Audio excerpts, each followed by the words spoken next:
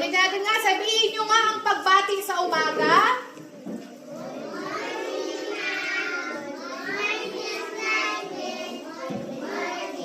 Very good. Ano naman sa salita ninyo ang good morning? Ano?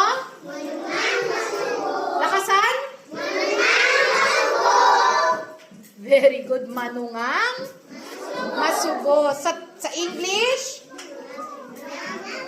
Sa English? English. Good? Bohen. Good morning lang. Good morning. Sa Tagalog? Magandang. Ulit? Magandang umaga po. Sa English? Good morning.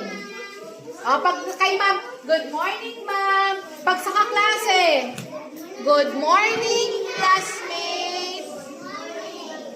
Pag sa visitor, sa bisita, good morning visitor. Diba? O, sa Palawan, ano nga ang good morning?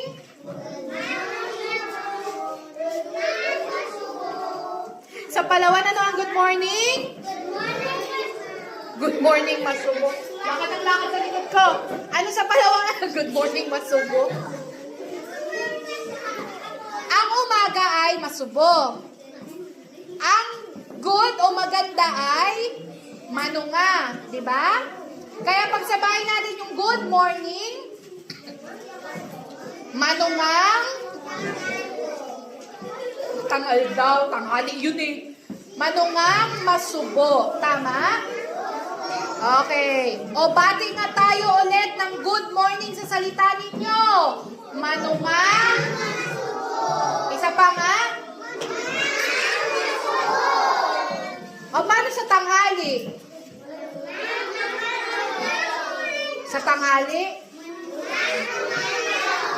Manungang tungal daw. Tungal daw. Tungal daw? Manungang tungal daw. Sa hapon? Manungang mapon. Sa gabi?